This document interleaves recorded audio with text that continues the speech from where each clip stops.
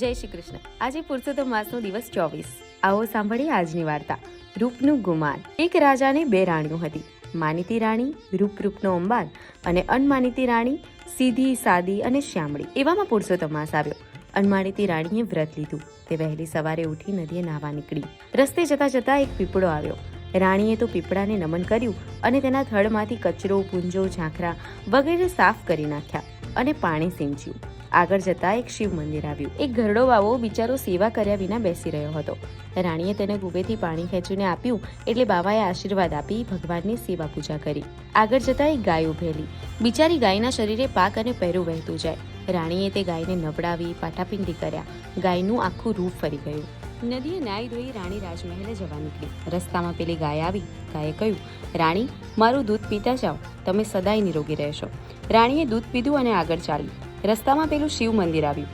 બાવાએ કહ્યું, રાણીજી, લો આ મહાદેવજીનું નમન, પીતા જાઓ, તમને અખંડ સૌભાગ્ય પ્રાપ્ત થશે।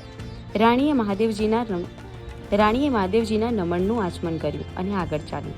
રસ્તે જતા પીપળો આવ્યો। પીપળાને વાંચા થઈ। એ બોલ્યો, રાણીજી, ઊભા રહો, લો આ મારા 5 પાન લેતા જાઓ। એ પાન સોનાના થઈ જશે અને તેમાંથી વાપરશો તોય પાછા 5 પાન સોનાના થઈ જશે। રાણીએ પીપળાને નમન કરી જળ ચડાવ્યું અને રાજમહેલે ગઈ। બીજે દિવસે રાણી નદીએ નાવા ગઈ। નદીમાં નાઈ ધોઈ ભગવાનનું સ્મરણ કરતી બહાર નીકળી। ત્યાં તો નદીને કાંઠે મોટો મહેલ જોયો। રાણી તો મહેલમાં ગઈ। જેને જુએ છે તો સોનાના હિંડોળે ભગવાન પુરુષોત્તમ અને લક્ષ્મીજી ઝૂલે। રાણીએ ભગવાનને નમન કર્યું અને હાથ જોડી ઊભી રહી। ભગવાને પૂછ્યું, બહેન, તારી શી ઈચ્છા છે? તારે જે જોઈએ તે માંગ। ભગવાન, મારું માન વધે એવું કંઈક બતાવો। ભગવાને કહ્યું, જો પેલું પાણીનું ખાબોચિયું છે તેમાં નાહી લે અને ઘરે જા। અનમાનીતી રાણી તો ભગવાનની આજ્ઞા પ્રમાણે પાણીના ખાબોચિયામાં પડી। ત્યાં તો એક અદ્ભુત ચમત્કાર થયો। રાણીનું રૂપ બદલાઈ ગયું। રાણીનો ચોટલો પણ સોનેરી રંગનો થઈ ગયો। ત્યાંથી તે રાજમહેલમાં ગઈ। રાજાએ દૂરથી રાણીને જોઈ અને મોહી પડ્યો। ઘડી પહેલાની અભિમાની માનીતી રાણીનું માન ઘટી ગયું અને રાજાએ અનમાનીતીને પટરાણી પદે સ્થાપી।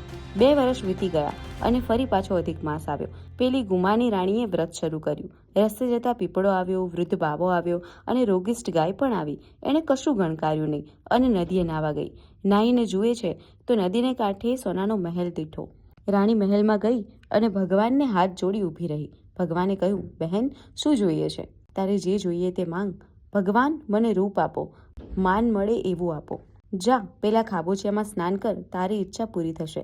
રાણી ખાબોચિયા પાસે ગઈ તો બંધિયાર પાણી દુર્ગંધ મારે। એ તો નાહ્યા વગર પાછી આવી। બીજે દિવસે રાણીને શરીરે કોઢ નીકળ્યા। આખું શરીર દુર્ગંધ મારવા લાગ્યું। રાણી જોઈને રાજાને ચિત્રી ચડી। તેણે કારણ પૂછ્યું।